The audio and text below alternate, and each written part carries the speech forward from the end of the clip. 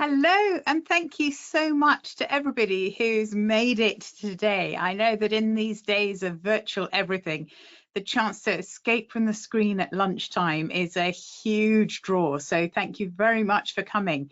It's lovely to have you here, and we will be focusing on making workshops work, particularly for program managers, although it may well be useful to you if you're a project manager or working in other areas. But really, program managers, it's for the program management SIG of the APM, and so that's where we're focused.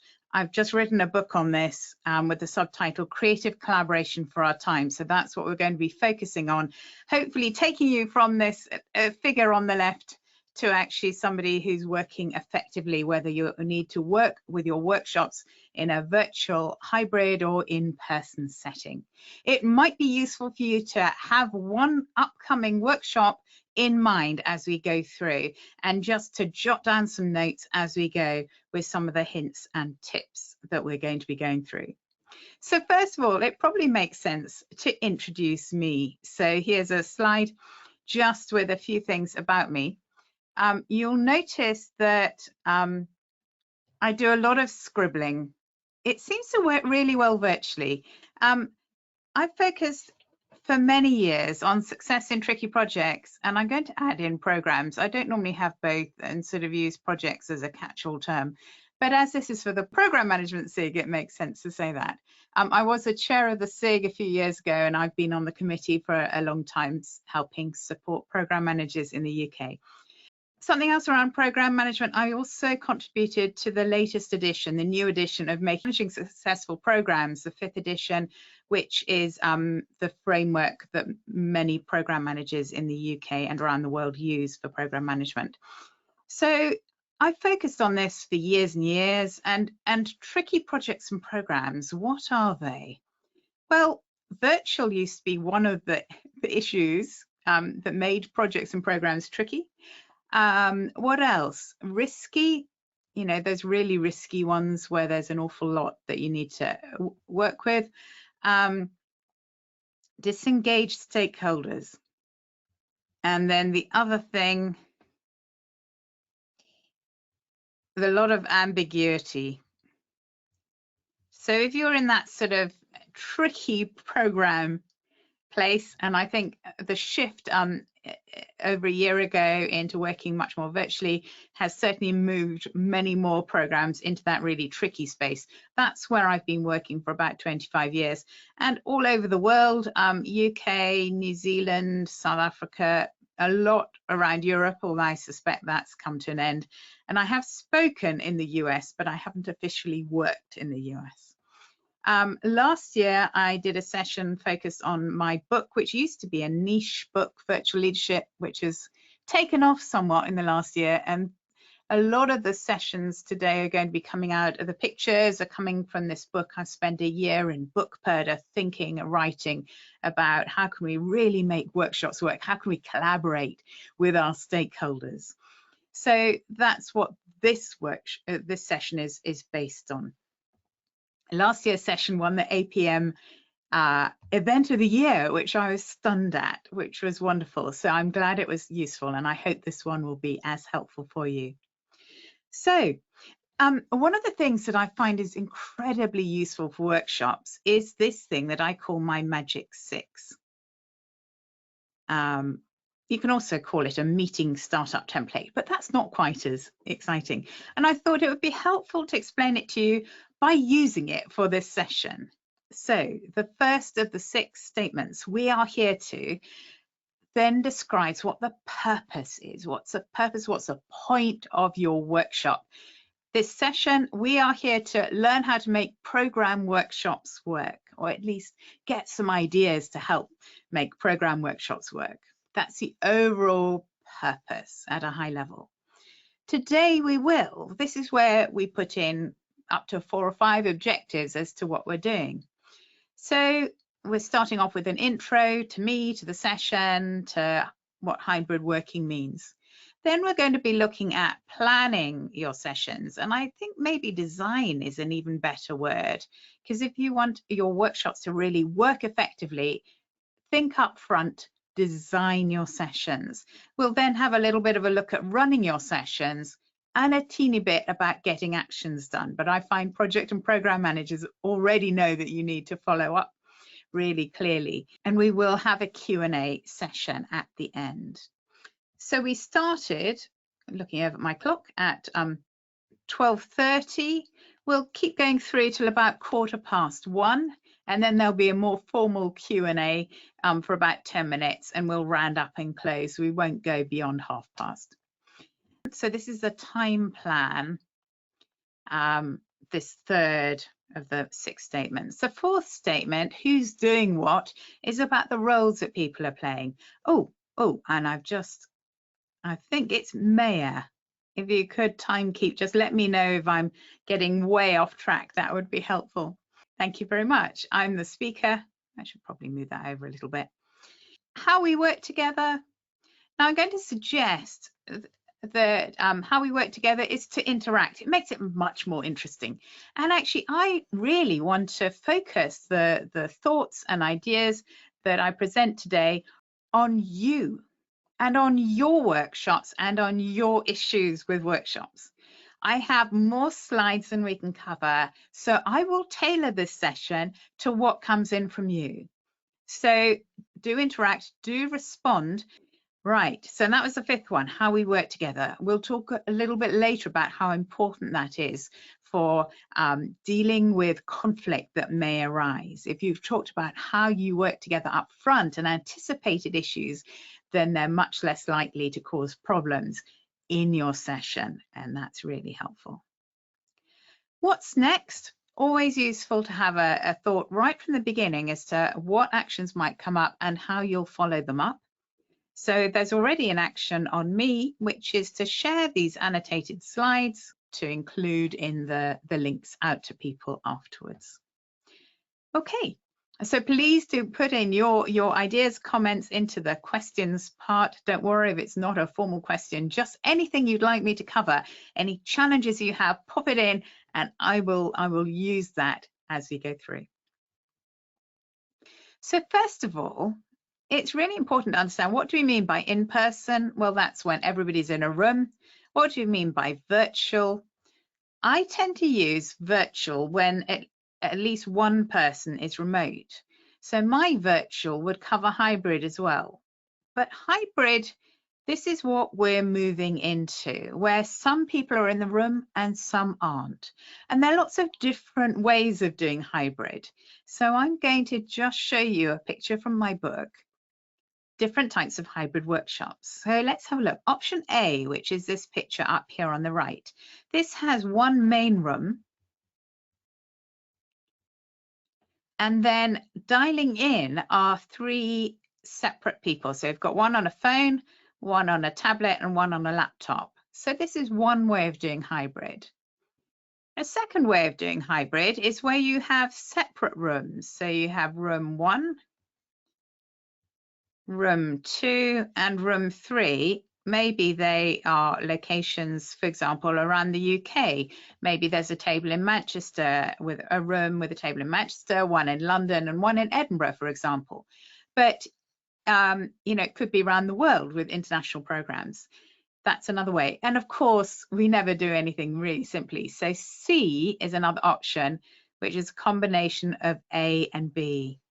So I can begin to see things coming through, which is great. What I would suggest now into the questions, and it's going to seem odd because it's not really a question, could you just put in A or B or C? Which is the way that you're going to be doing hybrid, or perhaps you already are doing hybrid, just so I can get a feel for how you're working. Yep. Yep. I'm covering hybrid workshops right now. Thank you for that question, Nigel. Just while people are sending those in, Doug has a question about the previous slide where we talked about how we work together and asked whether they are shared rules. I would avoid the word rules. They are ground rules. If you use the word rules, people tend to like to rebel. So I wouldn't use the word rules. It's more of an agreement. So again, things like, you know, mute microphones and things, don't state them as this is how you are going to work. but say, how should we work? What are some ideas? Gather them from the group, present ideas, get their agreement, and it makes a massive difference. Okay, I can see some coming through. Rhea has C, so a whole mix of everything. Ian has A, Rebecca has A, yeah, Louise has got C, Bellal A, a real mix of A and C we've got coming in. So yeah, interesting. Oh yeah, Elaine, it has B. So pretty much, yeah, most people are A and C. So real mix, mostly A, says Kate. Yep, loads of different ones. A few people saying B. Catherine says any and all. So yeah. So often people just think of hybrid as, well, we're just going to have a couple of people dialing in, but it is more complicated. You may have multiple rooms, lots to think about. Thank you so much for your input. Really, really useful. Yeah. Others saying A mainly, but now they think about it, B. Yeah. Dimitri says they're going to do A, but with no main room. So everybody being virtual. Yeah, I would call that completely virtual. Thank you very much. Okay, let's move on. So I can see that hybrid is going to be quite a big thing for people. The thing with hybrid is there's one really, really important thing. And this is the only football reference.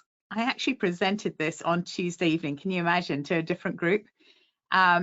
And during the football, but anyway, so let's have a look at the challenge with football.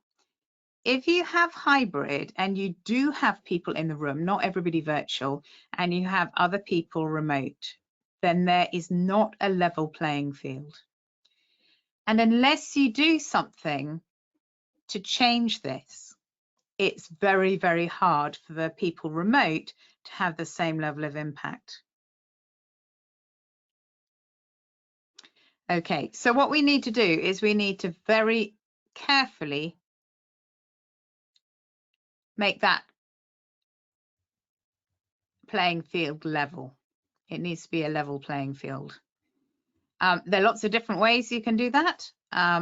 You can, yeah, one client has cardboard cutouts, life-size cartoons of individuals, and if people are not in the room, they will put those life-size cutouts of cartoons of the people on chairs, so they can always be reminded, they have a physical reminder of the people in the room. If you don't have life-size cartoons that you can use, perhaps you could use name tents and set aside chairs with a name tent in front for each person who's remote. Other things are for everyone to use the video conference software to join the meeting, even if they're in the room together.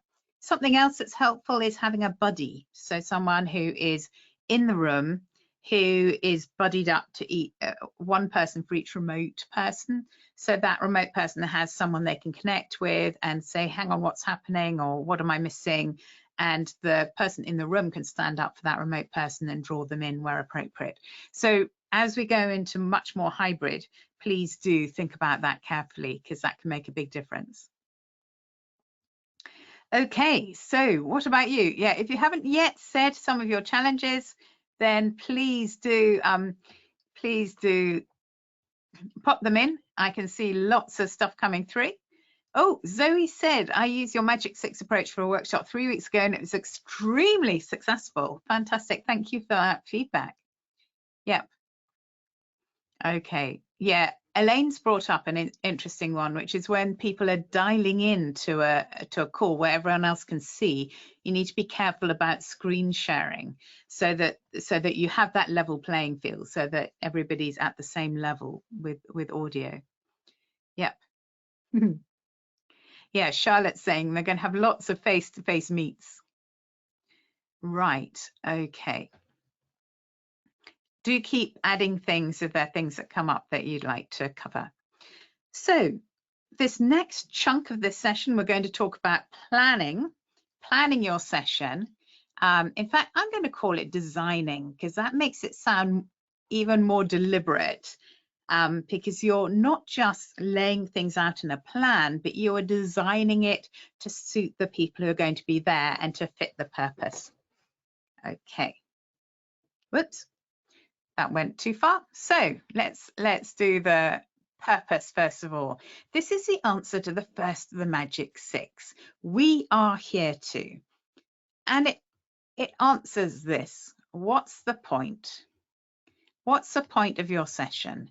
What's the purpose? The point, it's not good enough to have a purpose. It is Thursday, 3 p.m. That is not a good enough reason for a meeting. What do you want to get out of it? What's the purpose? What's the point? Once you have that sorted, then it's going to be much easier to work out things like who should be there and how you should actually plan it. So, who should be there? That's an interesting question. So I'm just drawing a few people. Can you see this is just a sort of capital C on its side with a few ovals on the top. So who should be there and who shouldn't? Let's make a few people, because somebody is saying how it's difficult to get people to come. If you have a very clear purpose, well stated, and you can make a case for them being there, rather than just putting an invitation in their inbox, and explain what unique part they have to play, that can be quite a powerful way of getting people to come. Of course, you need to use every incentive going. Yep.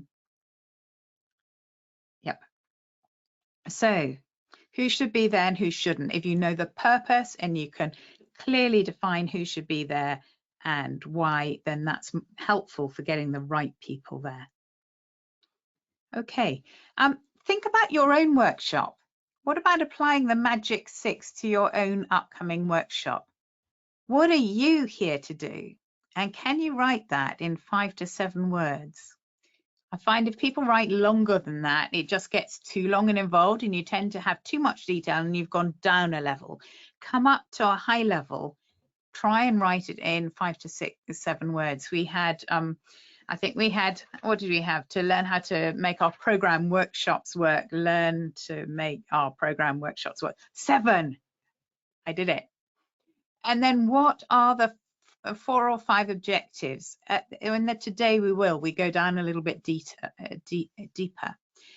In our plan, it's all about the time plan. It's not the precise moment you're doing everything within 5 minutes, but it's the overall chunk, so people can see breaks, they can see when you're focusing on different topics.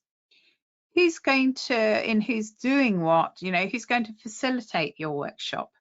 Who's going to keep the time? If you've got remote ones, in fact, in-person ones, it's good to have a scribe who's writing down all the actions as they come up and key decisions. It's quite useful to have, who's your tech support. If you're on a virtual or hybrid, that's brilliant, because then they can focus on that aspect. How we work together, this is where you anticipate problems up front. You create the way of working, but you also explore what happens, for example, if we find we dive into a deep theme and we want to just carry on with that. Should we just abandon it and have another meeting to finish the rest? How are we going to do things? Something that's helpful is to keep things positive. So rather than saying no interruptions, suggest that the group might like to have one conversation at a time. Means the same thing, but it's massively different. One conversation at a time makes people think about taking turns. No interruptions. Our brains just focus in on the interruptions and think about that. What's going to happen next? Think about the actions and the follow-up. I'm just going to see what else has come through. Yeah.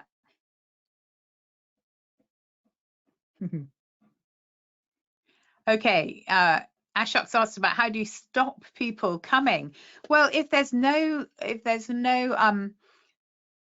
importance of them coming, if they don't fit into they don't have a role to play, they're not needed to achieve the purpose we are here to, then yeah, absolutely. But if they have a different perspective, you're saying, Ashok is saying some people are disruptors. If they have different perspectives, they could actually be quite useful. We'll look at a moment at conflict, in fact, shortly.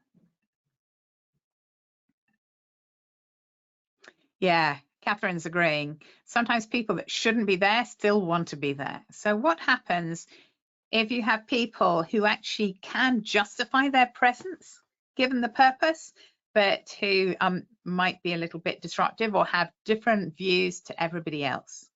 Let's look at conflict in workshops.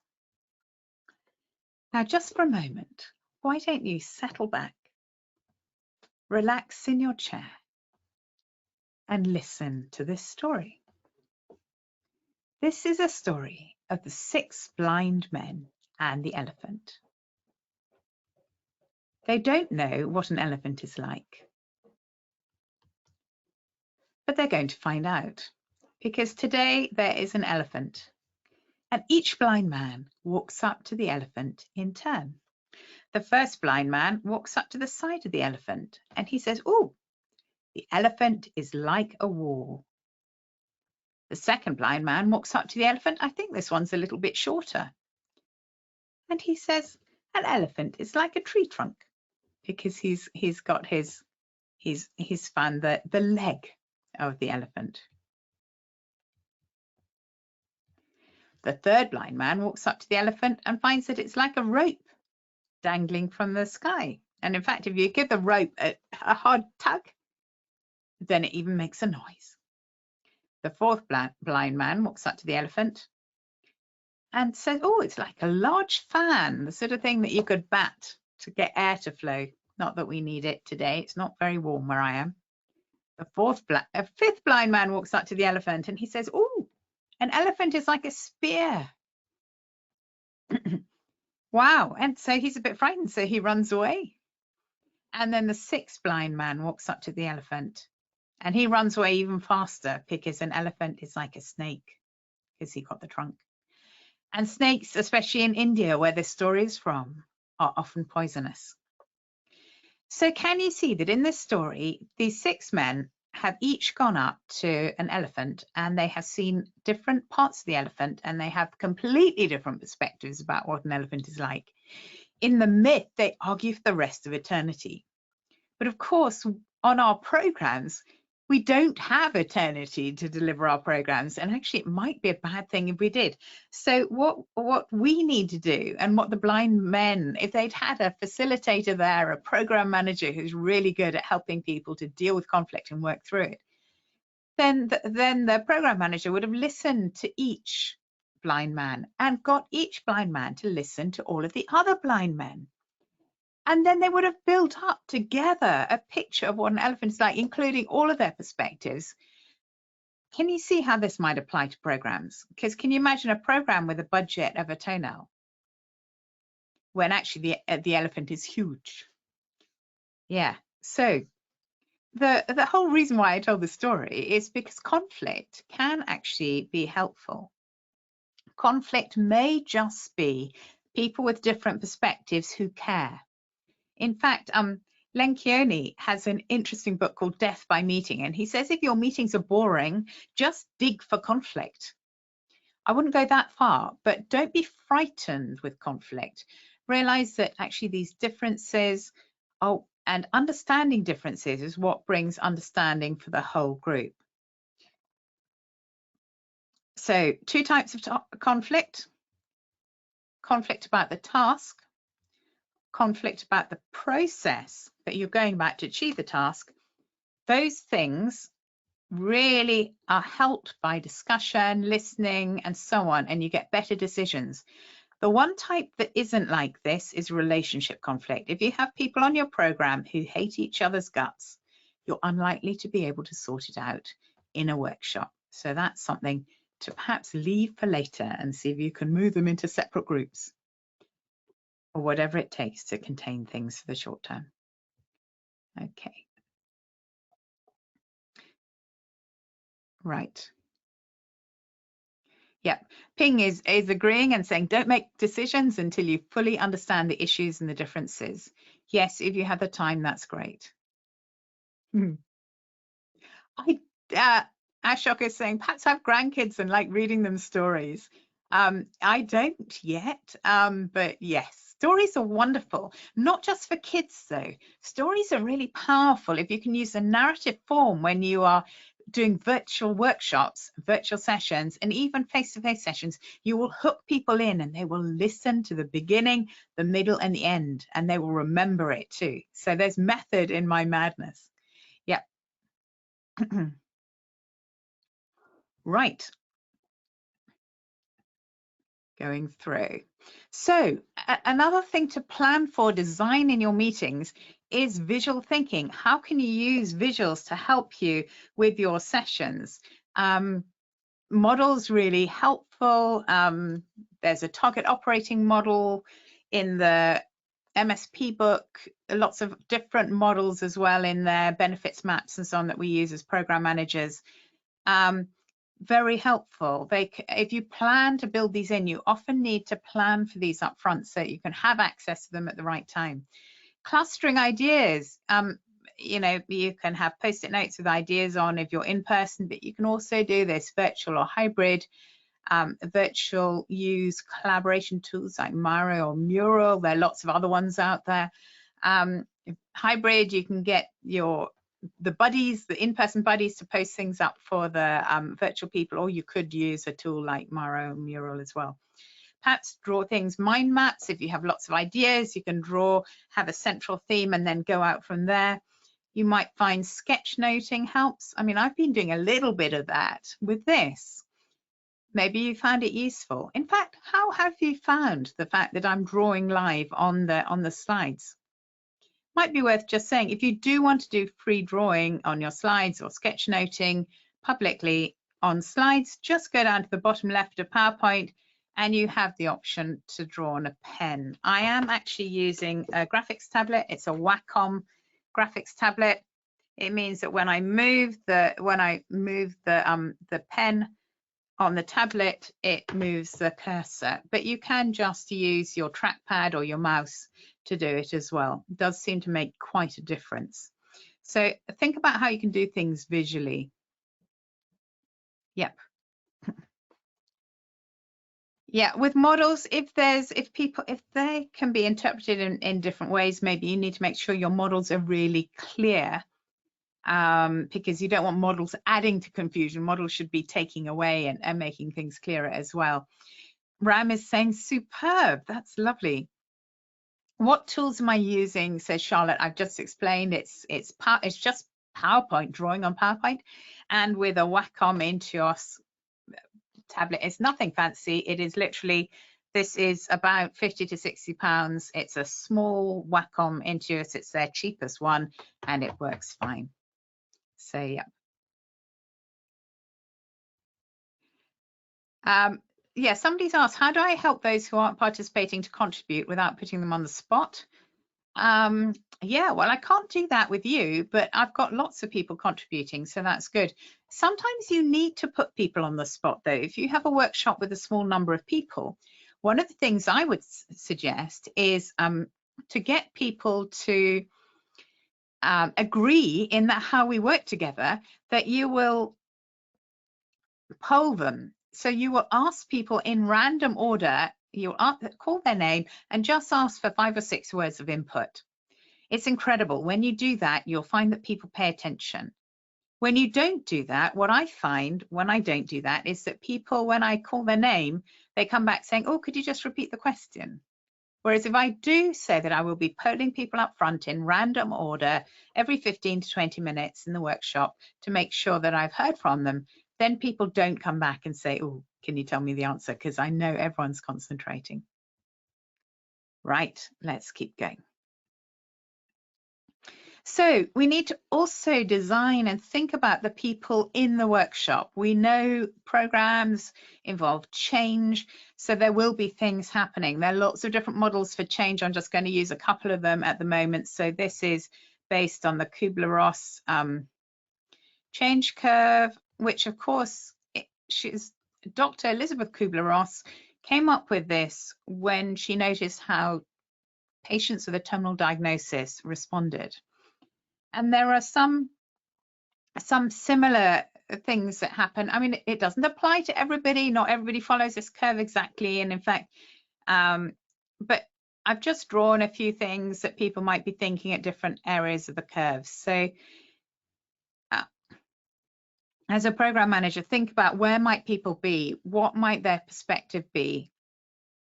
If they're down here, you might need to be very different in the way you run your workshop compared to people who are up here. Or perhaps maybe I can work with it. Also think about how can you minimize the performance dip when people are going through change. Are there things you can do in your workshops to help people to progress through this change? Yep. Okay.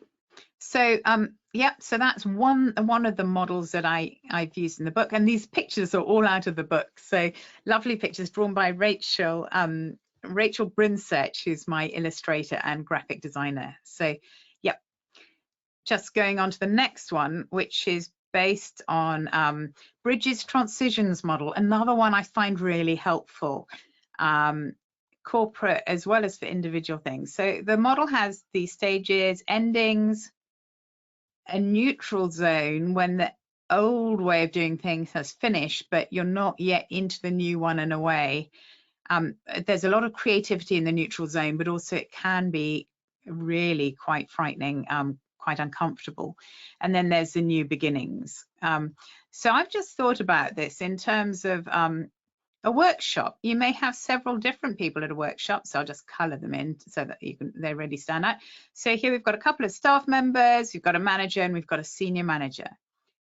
Each of these, if we apply Bridges' model, would be going through these stages, but it may be that the senior manager is way out ahead, having started thinking about this a long time ago, has worked through the endings, gone through the neutral zone, and they're well ahead going into the new beginnings. Maybe the manager has had less time to get used to this and is still in that confused stage of, oh, I don't really know. You know, things have changed, but I'm not quite there yet. And maybe these staff members, maybe they haven't had much time at all to come to terms with it. They haven't finished off anything and they're in a very different place. So think about the people who are there in your session, how they're finding it and how they're reacting. Yeah, Sarah's saying, any ideas about progressing through change in a restructure? This is really important in a restructure. Think about doing proper endings and marking the endings. And think about how you can use the creativity of the neutral zone to think of better ways of doing things in the future. Involve people with change. Don't just apply it to them. Think about how you can get people going with new beginnings as well, and just be aware that in a workshop you could have a real mix across these different phases, and that can make it quite tricky. Yep. Lots of things happening there, lots of ideas which I hope are helpful for you.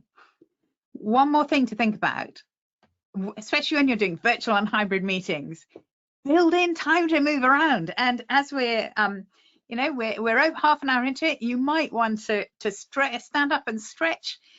You will feel more energized afterwards. I'm not going to do that because if I stand up, all you'll get to see is my middle. So I'll leave it, and also my connection to my audio might disappear. But do build in time to move. Something I like to do is to plan a workshop. This is an in-person workshop. I can't normally share the plans for client workshops, so this is one which is for a course, but it's very much the same thing. You can draw out the day. This is a day workshop from 9 through till 4. You can see I've marked in my prep time. I got there an hour early to set up. There's breaks in there, but you can't see that one. Another break around 3 o'clock, all marked in, and then lunch. So yep. And then you can see the different sessions I've put in as small post-it notes. So this is A3, I think. The nice thing about these post-it notes is that you have flexibility. You can move them around, and I tick off once we've done them so I can see what we've done.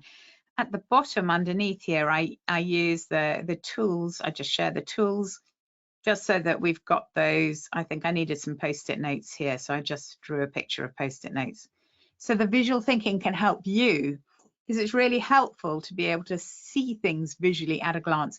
And here's the purpose in this sort of, if you like, the goal for that arrow. the purpose, and if you had extra subsets, you could write them up here as well. And it's all in one place, which is really helpful. So there's a way you can use visual thinking to support you. Right, so you need to choose activities when in your planning for all these different types of things that you do. There's lots more in my book. I can see time's flying by, so I won't say huge amounts. I'll just say here, don't use energizers and icebreakers that have nothing to do with what you're doing. Rather build in something that is energizing or ice-breaking into your process for your workshop so that it makes sense, so it fits in. I can remember spending, an hour and a half building spaghetti towers with spaghetti and marshmallows, and I think that was about it. We were seeing how high and how much weight they could bear with people. I got to know their names and we got covered in sticky stuff, but it didn't really help. Make your sessions, the activities that you use for doing all these things, make them engaging, make them ice-breaking, design that into your, rather than having separate things that take out time. End workshops well if you just review what went well. And I wish that at the end of every workshop and act on those things, keep doing those ones and change those ones, you will get better and better over time. Okay, so hopefully you've got lots of things already for your own session that's coming up. And this is just a skim of my book. So I hope you're getting lots of useful stuff. What we're going to go into now is running your session. You're in the middle of a session. It can be quite stressful, can't it? You want to have a good group. You want to make sure that your group is effective. So something in the book, I go into details about each of these, what great groups are, and they have all of these in place. I mean, you'd hardly ever have a group with all of those. Most groups and organizations might be getting as far as having psychological safety in place, but not necessarily. So lots of ideas around there about all those things that you can have that will add. But I'm going to need to move on. The most important skill when you're running workshops for your program is this one. Now, if you can read Chinese, you'll know that this is a Chinese character for listening. And it's not just listening with your ears, but listening with your eyes as well. Even if somebody's virtual, looking at them, using your mind to focus on what they're saying, not what your response will be. It's all about your undivided attention and also your heart and will. So that's key. Focus on listening as you go through. Now, do any of you ever find it stressful when you have to run workshops? I asked a whole load of project professionals what their most stressful things were, and this is what came up. And can you see people was the biggest one? Listening was another one, all sorts of other things there. These things can send us into fight, flight, and freeze, which is not brilliant. Something that will help is to move your spotlight. You may be saying, Penny, what on earth are you talking about? I find a lot of people who run workshops have an inbuilt spotlight. They feel when they're running the workshops that all the focus, the spotlight, if you like, is on them, that they have to be perfect, that they have to have every answer, that they need to know everything. However, the stress that comes from feeling you need to be perfect and that you need to be in control, it's very much, I need to do this, I need to do that, I'm in control, I need to know everything. The stress that comes from that is enormous. Instead, scrub your spotlight, shift it onto the group. If you have the spotlight on the group, that's where the focus is. That means it doesn't matter if you're perfect or not, because actually it's all about the group. You're there to serve the group. For me, finding out about this, shifting my spotlight onto the group meant that I could go from running a small project team meeting to running massive program meetings with government ministers and with executives, board level executives from major multinationals, because I could stay so much calmer, which meant that my brain was available for thinking about what to do. Makes a massive difference. Just checking on the thoughts coming through. Oh yes, lots of people saying absolutely. Yes, says Charlotte. Oh yeah, nobody's told Ping to listen like this, but absolutely, yeah, tech going wrong is stressful, but again, it's about you and the group. How can you anticipate it up front? Elena is saying it's harder to listen if the spotlight's on you. Absolutely. Doug says it gives you a break to move the spotlight. Brilliant. Right. Couple of things. Now, it's important to keep people engaged, isn't it? We can't have people falling asleep.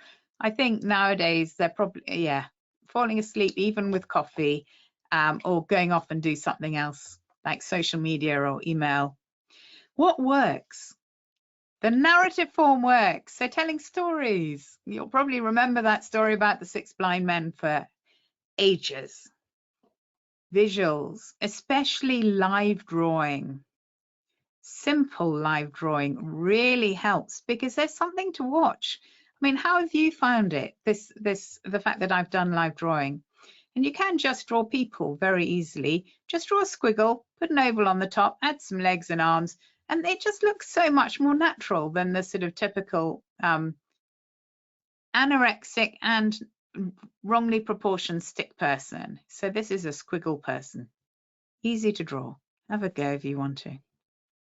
Faces, yeah, being able to see people can be useful. Obviously not when we've got this many people involved. We've got 174 at the moment. Wow. Interaction is helpful too. I can see the time, so I'm just going to move on a little bit. I did say I had masses more. Energy levels. How do you change energy levels? Well, there are 2 things to combine. Focus of the brain and physiology of the person's body. So a way of changing the brain's focus is to do something that makes them curious. People will really pay attention if they're curious. But there are other states you can use for that. And inviting people to stand up or sit down can be really helpful. I'm going to skip over complications and mishaps. There are a couple of pages of that in the book, funny stories, but I'm going to move on to getting actions done just before we come up to questions. So if you need to get actions done, of course you do. Program managers, you know about this already. Be very clear about the actions. So we know that Penny Pullan, will share the slides, the annotated slides. So you'll be able to see all this stuff that I've raced through, and I'll send it to APM by today. And then of course you'd leave the status. Have a way in your workshops, explain how you'll follow up, because so often workshops end up leading to nothing. Nobody does actions, especially nowadays where everyone's so busy. Right. So I'm just looking at the feedback. Glyn says, I like the live drawing, and Ruth is enjoying the drawings as well. So that's helpful. Right, I think we are now at questions. So what questions do you have? And just while we're sorting through questions, I'll just share my contact details. Do get in touch if you'd like to. I've got this new book coming out. It's on Amazon. It's all any bookshop.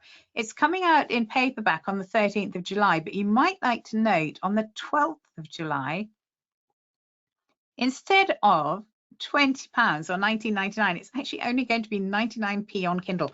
The publishers are doing this slightly crazy thing, but I just think let's get it out to as many people as possible. So do pop that in your diary if you'd like to go deeper. Obviously, I can only really touch the surface in this hour-long session, but there's much, much more in the book. Right, should we go over to the questions then? Thank you. And there's been a huge number that have come in, and you have very successfully gone through most of them as we've gone along, which is fantastic. A couple that I've pulled out we find it very difficult getting the right people in the workshops due to ever competing priorities. How have you had any success with this? Do you have any tips? Absolutely. Have a very clear purpose. And then rather than sending out a sort of blank email to everybody, actually talk to the person, explain the purpose and explain their unique, the unique thing that they can bring to that meeting. If you've done them any favors in the past, that can also make it you more likely to be able to influence them to come.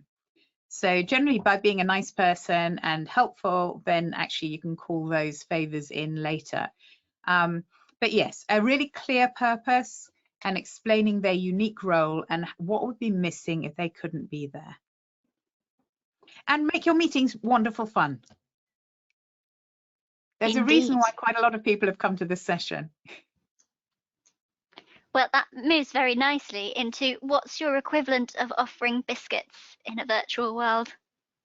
You can still offer biscuits in a virtual world. In fact, you know, if you really want people to love your meetings, why not send out a little box with maybe not just biscuits, but something really special that are marked open on the open for your workshop on this date, and just post those to people with enough delivery time so that they can get it, so everyone can open their little box and have something that fun that they can eat and drink.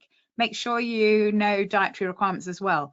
People will really respond because you will have cared for them and appreciated them. They will then appreciate you back. Other things, just make it brilliant fun so that they enjoy it. Stand out, do live drawing. There's so many tips in my book as well, but you know, a lot of the things that I've done today really work. It's about 25 years of doing it now, so I think I can say it's proven now. Absolutely. Absolutely. A question has come in from Sarah that lots of workshops are very time pressured and a lot needs to be achieved in a short space of time. Is there any guidance on how to achieve a session's goals in these circumstances without feeling that over pressure? Yep.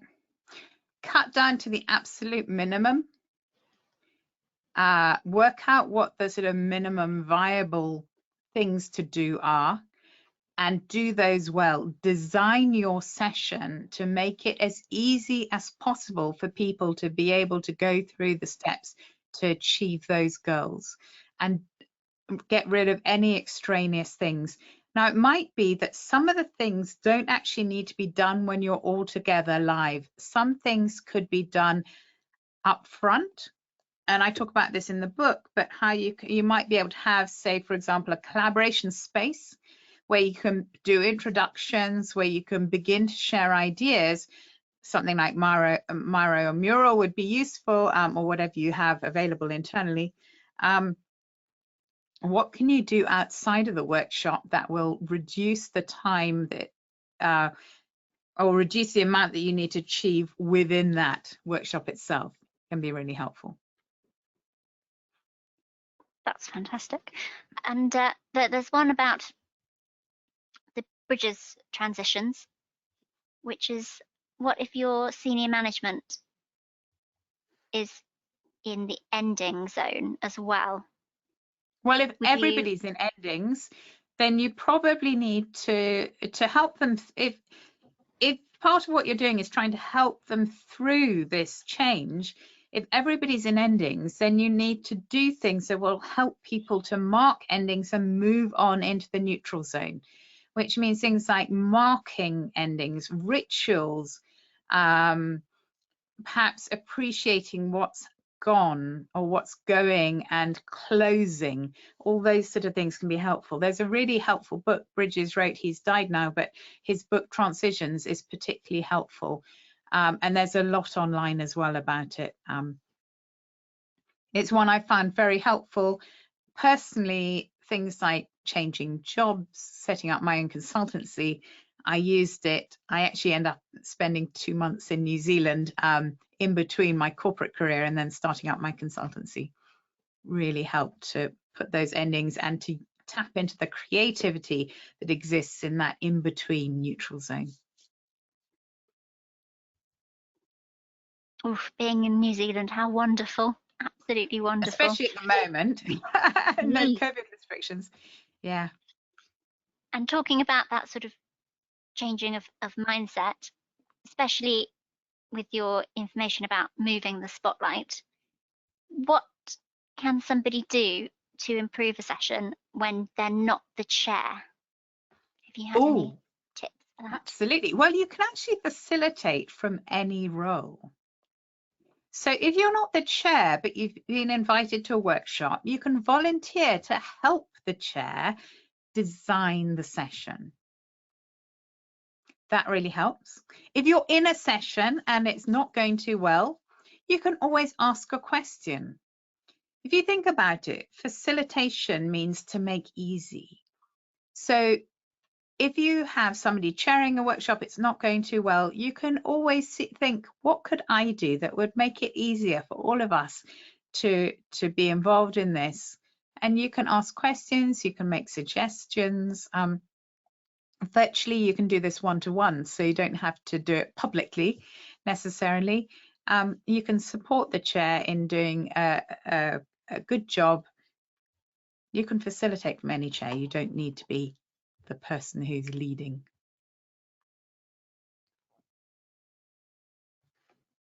I'm sure that's really helpful, because we'll all be in a position where we're leading and then also in a position to do that support. Thank you. Ashok's asked about the bridges model. How do you know who's in what zone? Do you ask them? Well, no, because most people won't know the bridges transition model. And if you say, oh, you're in endings or neutral zone or new beginnings, they're probably going to think you're completely nuts. So perhaps actually talking to people, having relationships with people, knowing them, touching base with them, finding out how they really feel is actually an important part of running a program with those key people on the team and the key stakeholders to actually connect with them.